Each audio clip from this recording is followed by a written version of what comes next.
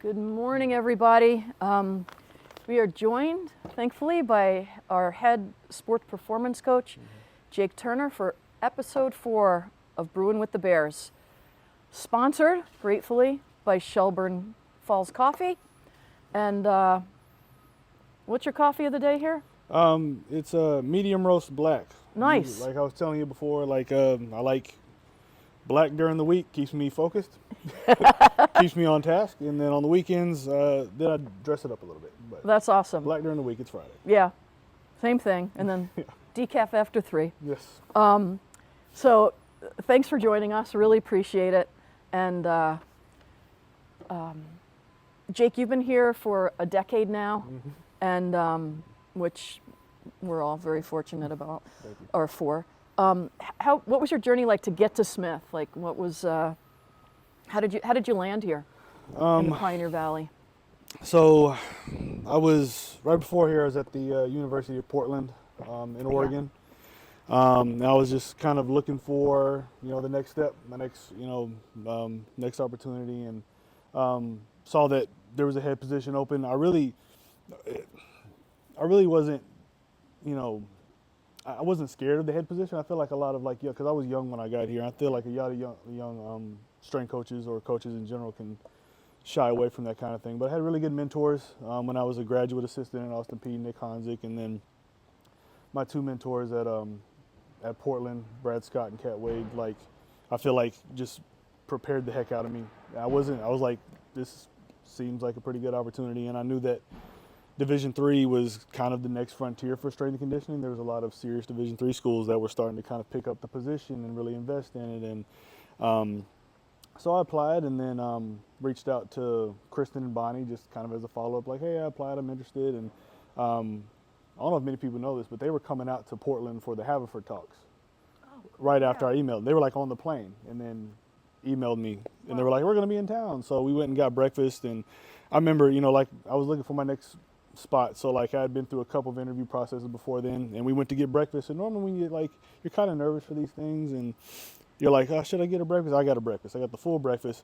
They didn't. I just ate, and they asked me questions, and I chowed down, and they liked me enough to bring me on campus, and I met these guys, and it worked out. You came anyway. I came anyway. But yeah, and got the job offer probably the next week, and was out here a couple weeks later. So That's great. Well, we are so fortunate to have you, and thank you. have to say, we spoke about this a little bit earlier, but I think about, this is my 4th year here, about sort of what my pleasant surprise was about Smith.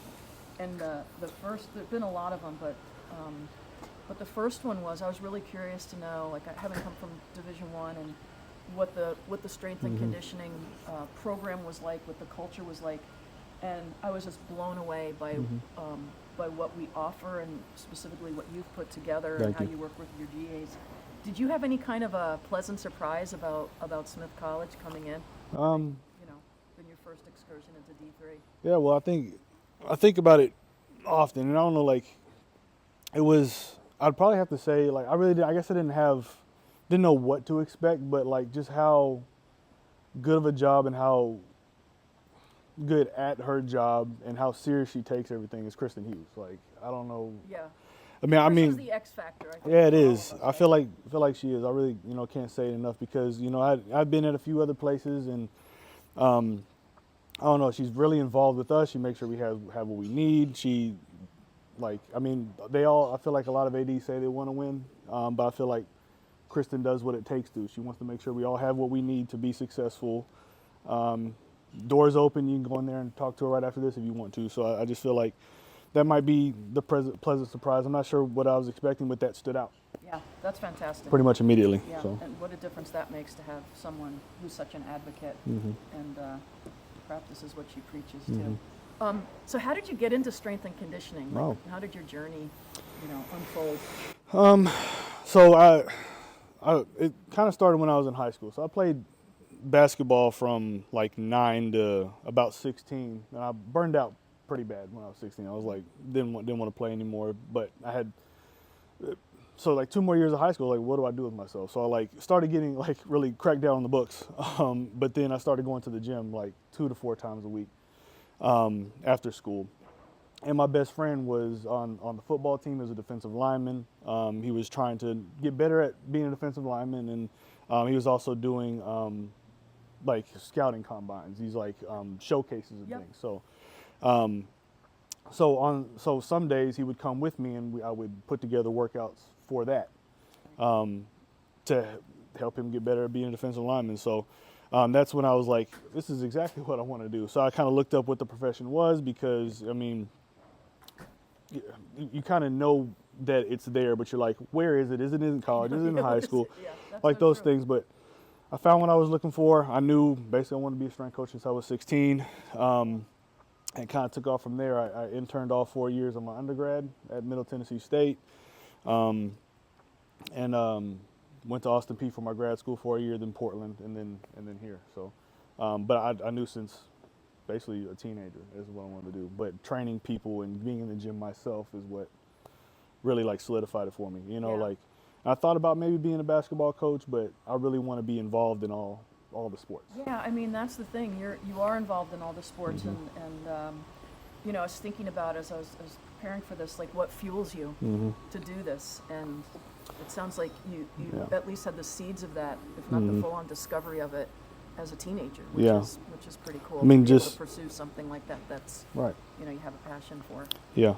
And has it stayed that way? Is that what fuels you still? Yeah, like the development. Like I love getting. I tell the coaches, tell you guys this all the time. I love getting those firsties in here, teaching them their way around, and then watching them grow over the next 4 years. And I love seeing them grow in there. I love seeing them grow out there. It definitely is a people thing, and I like is the people aspect and the teaching and the growth. That's really what I'm in it for.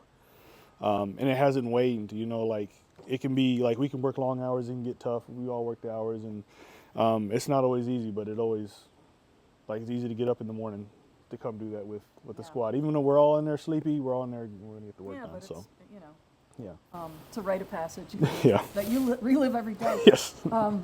But I love that approach that you Mm-hmm. have to it, because you do see things in a very holistic way, Mm-hmm. and I think that sets you apart. Thank you. With I think the best strength coaches that I've had the chance to work with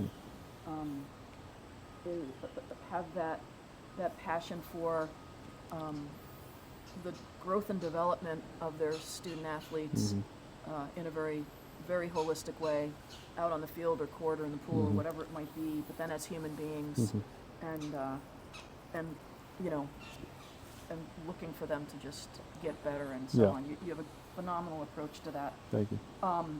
So along the way, you've probably seen, or you have seen, like different technologies come in, go out. You know, things come in that are really helping you with what you do. What are some of the things that you've incorporated here into our programming, and what you're looking to do when you kind of go big picture with it? Yeah.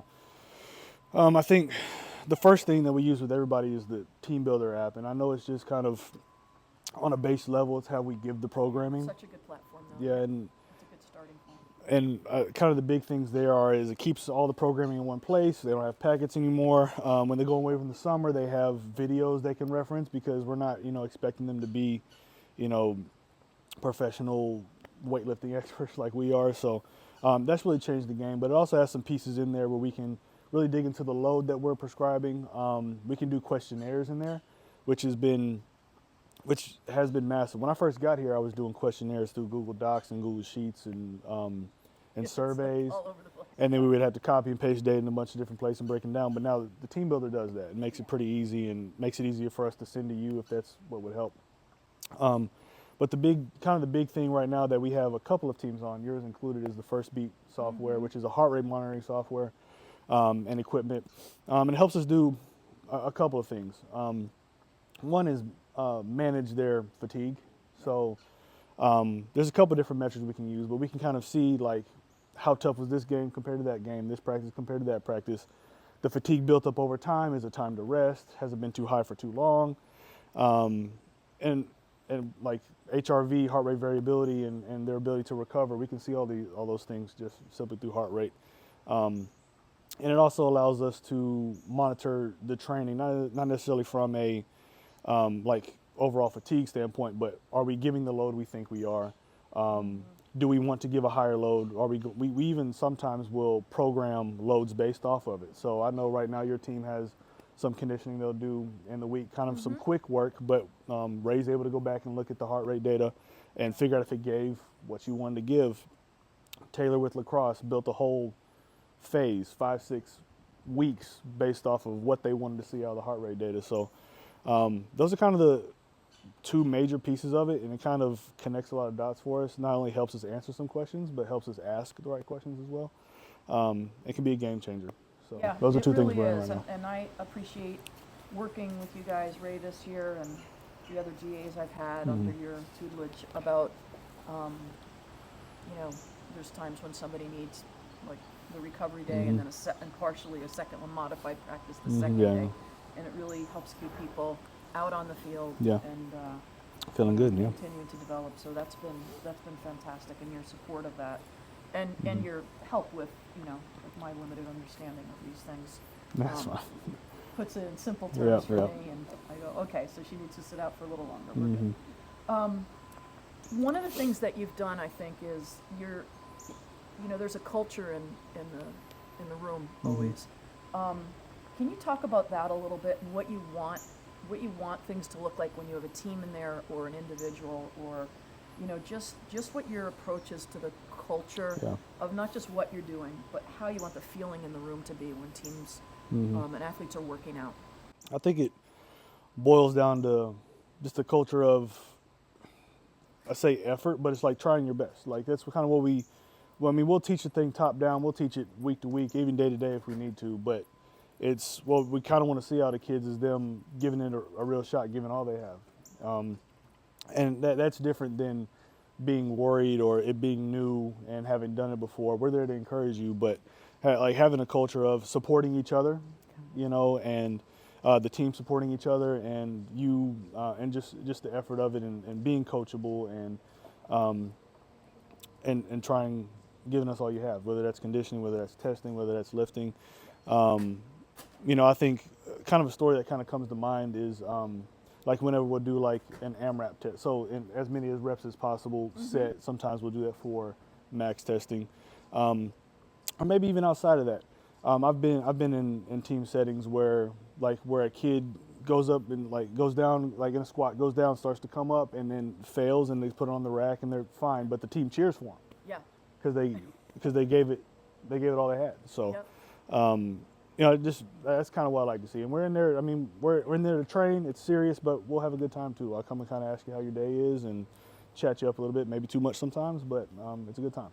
So That's good. No, I think that's so important too. I think it's important for athletes generally to understand there can be like a moment of some levity, and you can still get right back after it again. Like it's kind of a nice way to do it. It doesn't have to be mutually exclusive. I think that's where the magic happens, and that's where you, like, our student athletes point to how you do things, and they all know to a person that you care about what they're doing, and that permeates and is consistent with your grad assistants too. So talk about that program and how our assistants largely are graduate assistants, and how that is, how you navigate that, and how you develop those folks as well, and a little bit about what your coaching tree is like, because people come here because of you. Yeah. All right, where do I start, man? I've had all of them have been really good who have come through here. I guess it kind of starts from the recruiting standpoint. Like, you know, I do a nationwide search. We put it on all the major things, and we usually get a pretty good amount of interest. So I have a pretty good pool to choose from. And we do a couple different interviews. It's kind of one of the initial get to know you, and then we'll do kind of an interview about where I ask them about a program that they put together for a team that I've assigned. So we talk about programming. Then they'll talk to the GAs that are currently on staff to kind of get a feel for them as well. So, you know, we vet them from the beginning. But when they get here, it's really just a like a true culture of growth and learning. So they have 4 teams to themselves, usually about 3 to themselves. They program for them, they condition, they lift them, they're in there, they meet with you guys, they run the lifts, they run the conditioning, they run the speed, everything that they operate in the same capacity as an assistant strength coach would be. And we talk about it pretty often, formally and informally, just kind of things that they may need help on. Usually in the second year, they hit the ground sprinting, like they know Yeah, exactly do. what they That's want to so do. true. Yeah, that's great. But it's just, I don't know. And then like when we talk, it's like I let them know like it's fine to mess up. Usually when they mess up, it's not big enough for people to notice. But even if it is, like this is a learning space. Yeah. It's fine to mess up, but just try not to. But it's fine if you do. We'll learn from it and we'll talk about it. And we'll get better. And I think that's the thing that when they are graduating and looking for a job sets them apart from other grad assistantships. And I attribute that to my grad assistantship. When I was at Austin P, I had 3 teams to myself, and under the guidance of my director. And I think that made me 200% a better coach. Mm-hmm. Like in that 1 year, it changed the game for me. So. Yeah, you can see it in the folks that you bring in, and they're open to ideas. They're willing to bring ideas forward. Like Ray's working with us, like you said, on some conditioning things, and we've met, and like she's like into it. She's done the research. She's having fun. Got them doing like I asked her to just shift something, and like she was spot on with it. But that's also because you make them feel comfortable that this is a learning experience, and come on out and let's do this. And I really think that's a special thing, and the fact that our GAs, they're so well prepared when they go out, because they're not just always just whatever. Yeah, I mean they're not always just cleaning equipment and setting up homes, right? Sitting, So what sports, like do you follow any sports? Do you watch sports? Like I know you watch the sports here. I mean that's something that's like to be right here, to be able to go watch things. What's your jam on these things? I had a few of them, I guess. I mean, like I said, I got into it to work with multiple sports, but I mean, obviously, like I grew up, in Tennessee. A lot of my family's from Arkansas. We're kind of born into watching football, SEC football. So, like, literally born into it. Not a bad way to start it. Yeah. Sets the bar high. Right. I set it pretty high. Obviously, and then like basketball kind of is twofold with that. The SEC football that you're born into, you're born watching basketball as well, and I played basketball. But over the past few years, like I've kind of started to watch, I guess I won't say past few years, I guess around senior year of undergrad, I started to watch baseball quite a bit more. And with that, softball quite a bit more, and learn a lot about those games. And I like that was a while ago now. We're looking like 12, 13 years, but I've really kind of fallen in love with those sports. Like I don't know how to describe it. I kind of describe it as like it's power and accuracy all in one. I love it. And then I'm trying to get a little bit more into hockey. Like it's big. It's actually like the Predators in Nashville have been big for a while. So I'm trying to get a little bit more into that. Kate's at Delaware with women's hockey, so I'm trying to watch that. Have you been able to see some hockey in person? Yeah, we went and watched my daughter's school had like elementary night. We went and watched the Thunderbirds, and she because watching hockey in person or any of it, it just kind of different game. The switch in a different way. And I've been paying a lot of attention to the Nashville FC. This past day just won MLS the other night, so trying to get into a little more. And then I've been really into F1 a lot the past few years. That's what I was wondering. So what excites you about that? What kind of draws you to it? It's interesting you ask that, because a lot of technology in F1 too. I think because like I guess I relate it to, so a lot of times when you talk to strength coaches or performance professionals, they will relate an athlete to a car a lot. So they'll talk about fuel tanks. They'll talk about we'll talk about doing conditioning so you have a bigger fuel tank or you become more powerful. And the cars have engines and powertrains. They use fuel. So like I think what intrigues me a lot about it is the engineering. They're always trying to make these cars quicker somehow, whether that's aerodynamics, whether that is engine power, whether that's fuel dynamics, whether that's electronics here and there. So much like they're trying to engineer a car to be faster, we're always trying to engineer athletes find the to edge, be right? to find the edge, find the cutting edge. We're trying to engineer athletes to be bigger, faster, stronger, and better. So I think that's what really does it for me. No, this has been phenomenal. Like I love what you do. I admire what you do. And I feel fortunate to get the chance to work with you day in and day out. So thanks for joining me with this and joining us. Thanks again to Shelburne for the good cup of joe, to Ciara for setting all of this up. Thank you. And see y'all the next time. Go Bears. Go Bears.